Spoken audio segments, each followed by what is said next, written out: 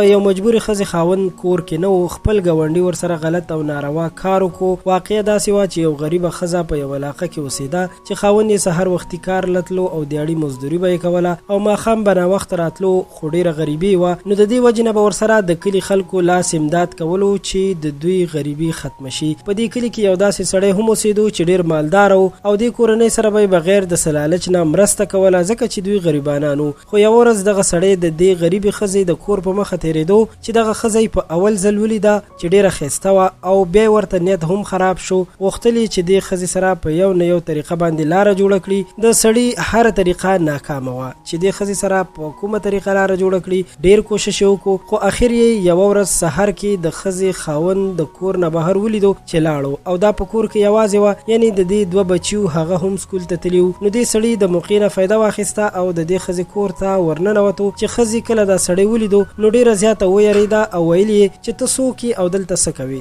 سړي ورته وویل چې زه فلانکی یم او هغه یم چې تاسو سره ډېره مرسته هم کوم او ځان یې ورته وپېژندلو. ښځې ورته بیا وویل چې ته دلته څه کوې. سړي ورته بیا د خپل خواهش اظهار وکړو چې ښځې ترې بیا د ځان خلاصولو ډېر کوشش وکړو او دې کار ته یې غاړه نه کېښوده. خو ښځه بیا هم ناکامه شوه ځکه چې سړي ورته داسې خبرداری ورکړو چې دا ټول الزامونه به زه په تا ولګوم او په دې ټوله علاقه کې به وشرمېږي. ښځه اخر مجبوره شوه ځکه چې دغه الزام نه یریده. نو دغه ناروا کار یې دغه سړي سره وکړو. سړی د هغه ځای نه راووتلو او ډېر خوشحاله هم و چې د زړه ارمان مې پوره شو. خو هغه خبر نه و چې هغه سره به اوس څه کېږي. د دغه مالداره سړي ښځه په بینک کې نوکره وه چې په همدغه مازدیګر سړی کور کې و او ښځه یې د بینک نه راغله چې جوټې شوې وه او چې کور ته راننوته نو ډېره خوشحاله وه. خاوند ته یې وویل چې نن زموږ یو ډېر لوی پروجیکټ کې کامیابي ترلاسه شوه او زما ورسره پروموشن هم وشو ځکه چې هغه پروجیکټ حاصلولو کې ما ډېر لوی کردار لوبولی دی. خاوند یې هم ډېر خوشحاله و خو چې کله یې د ښځې پرتوګ ته وکتل نو سر پرې وچورلېده او پوه شو چې څه مې کړي وو د هغې بدل رانه واخیستل شو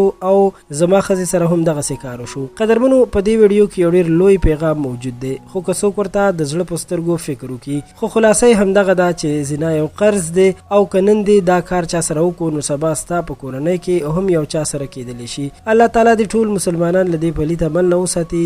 امین. قدرمنو په کمنټ کې راته امین ضرور لیکئ چې تاسو هم د دې دعا حصه جوړه شئ. د ویډیو د کتلو مو ډېره مننه کوم.